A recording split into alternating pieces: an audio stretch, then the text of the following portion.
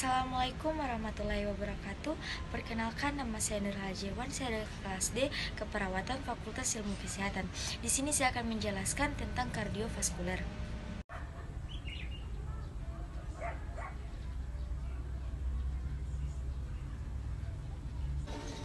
Darah dapat mengalir ke seluruh tubuh karena di dalam tubuh kita terdapat oksigen yang berperan sebagai pemompa darah yang disebut dengan jantung.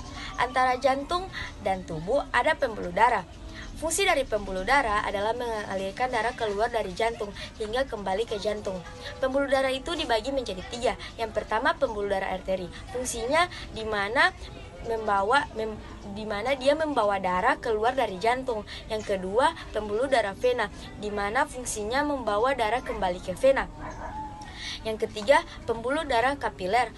Dia fungsinya menukarkan zat kimia atau karbon dioksida. Atau sistem peredaran darah manusia itu dibagi menjadi 2. Yang pertama, sistem peredaran darah kecil. Yang kedua, sistem peredaran darah besar. Baiklah, di sini saya akan menjelaskan tentang sistem peredaran darah kecil. Sistem peredaran darah kecil itu dimulai dari jantung menuju ke paru-paru kembali ke jantung. Mekanisme peredaran darah digambar, ada yang berwarna merah dan ada yang berwarna biru. Di sini terkait akan kandungan gas karbon dioksida dan oksigen. Yang berwarna biru kaya akan gas karbon dioksida, sedangkan yang berwarna merah kaya akan gas oksigen daripada yang samping. Baiklah, di sini saya akan menjelaskan sistem peredaran darah kecil, mekanismenya. Yang dimulai dari ventrikal kanan. Ventrikal kanan, dia mengalami kontraksi. Akibat dari kontraksi tersebut, darah akan dipompa ke paru-paru dan akan mengalir ke paru-paru. Sebelum ke paru-paru, dia akan melewati arteri pulmoner. Proses ventrikal kanan menuju ke paru-paru yaitu disebut arteri pulmoner. Ingat, darah yang meninggalkan jantung disebut arteri pulmoner. Setelah itu, dia menuju ke kapiler paru-paru kiri dan kanan. Kenapa sih harus lanjut ke kapiler? Karena pembuluh darah yang memungkinkan terjadinya pertukaran air, oksigen, karbon dioksida, serta nutrien zat kimia lainnya hanya memungkinkan terjadi di kapiler. Apa sih tujuannya? Di paru-paru ini akan terjadi pertukaran karbon dioksida CO2 ke paru-paru atau alveolum. Oke, selanjutnya dia berada di kapiler.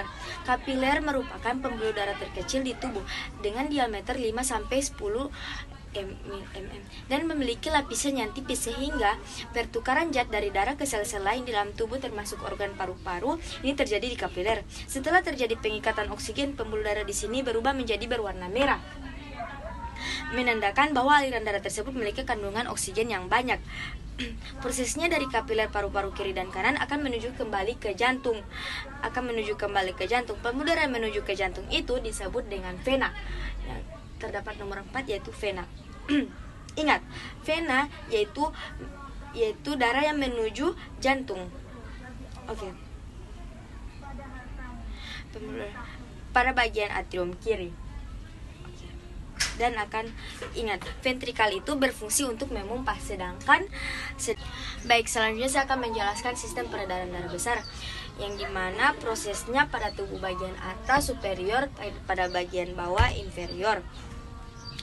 Bagian inferior, darah dari ventrikal kiri akan dipompa ke seluruh tubuh melalui pembuluh arteri dari jantung ke seluruh tubuh. Disebut arteri di sini disebut dengan aorta. Aorta yaitu arteri besar. Di sini arteri besar.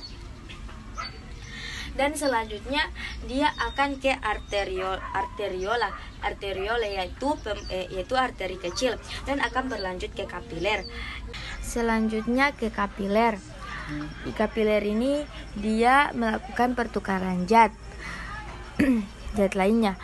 Karena dia berada di inferior, maka darah akan mengalir ke tubuh berada di bawah toraks atau dada, berarti bagian perut dan fungsi bawah atau kaki. Setelah itu menuju kembali ke jantung melalui suatu pembuluh darah yang dinamakan vena cava inferior, akan diterima kembali oleh jantung. Bagian atrium kanan. Sekian. Baiklah, itulah mekanisme peredaran darah pada manusia dari saya. Sekian Lebih dan kurangnya saya mohon maaf. Wassalamualaikum warahmatullahi wabarakatuh.